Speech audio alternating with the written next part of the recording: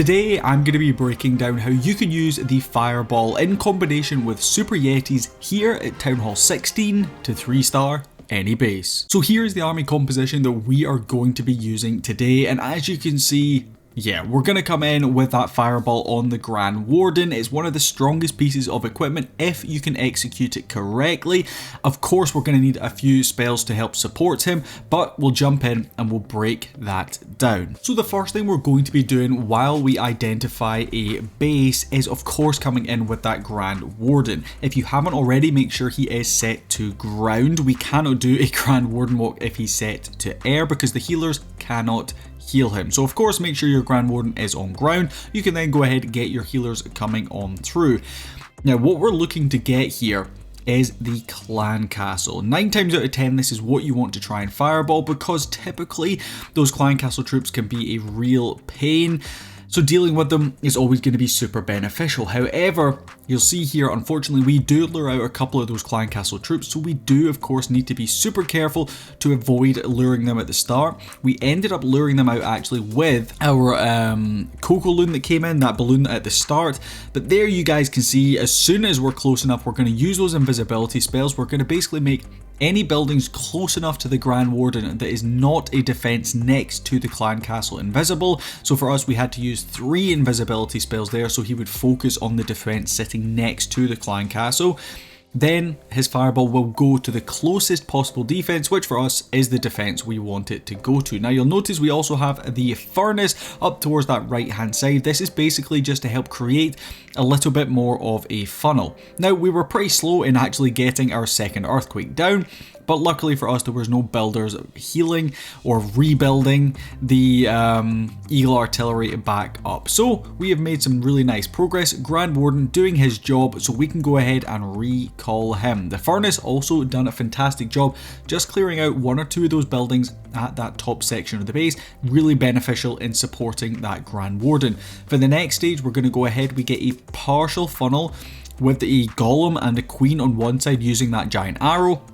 Then we're going to go ahead and get the rest of our troops, of course, those Super Yetis, the Apprentice Warden, our Barbarian King, and the Grand Warden, who of course was recalled. We're going to redeploy him back down to come in here and help support these troops. Now we are going to be using a log launcher over with that Queen in this particular one.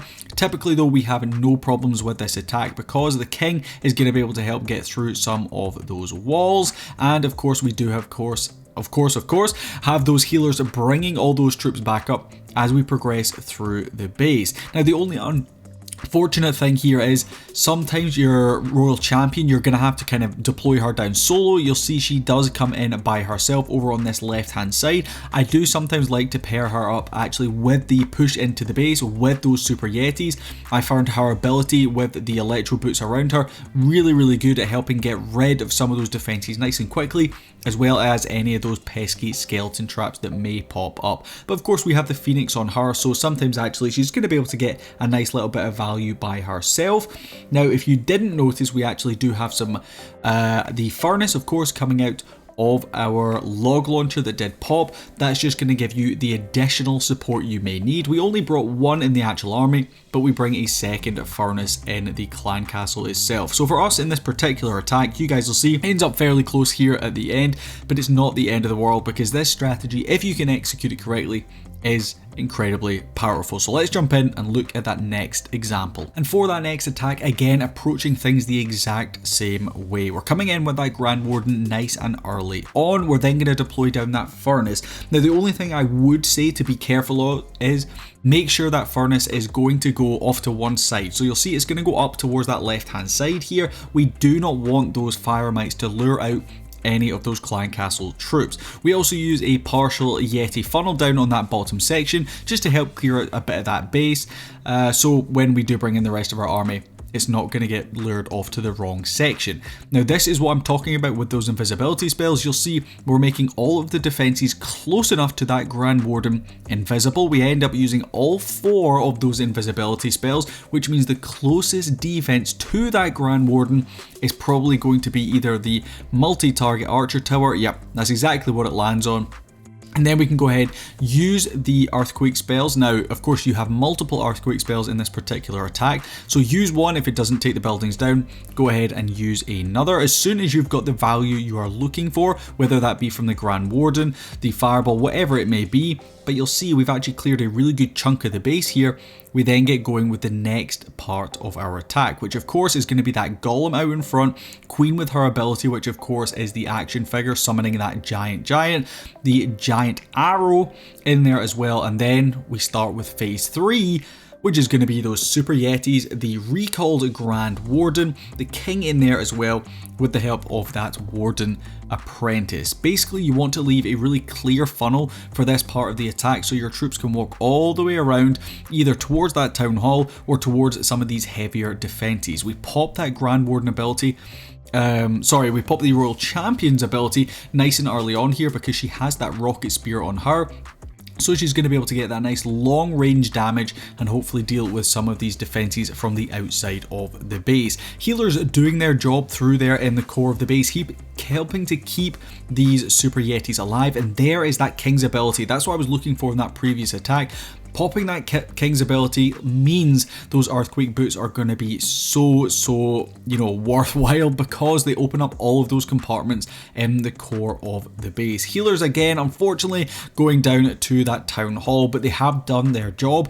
The Super Yetis don't have any of those Electromites left up, but they are still going strong themselves. We still have our Queen pushing around the outside of the base, and let's not forget about those Fire Mites that of course are coming out of the furnace, which came out of the log launcher. So last couple of defenses going to go down and another 3-star on the board for us. But you guys are probably starting to see why I do actually really like this attack. The Fireball itself is incredibly powerful, taking down multiple defenses and that all important clan castle, and then it's a simple case of just putting down your Queen and getting the rest of your troops in. And for that third and final attack, again, this one is going to be very difficult because unlike the last ones where the clan castle was fairly reachable, this one is right in the core of the base. We're going to have to really get that Grand Warden nice and deep in there to try and get the value we need. But regardless, we're going to approach this the exact same way, trying to push that Fireball onto the buildings we need, and we do indeed manage it. We just get it to clip the clan castle, but we're too late.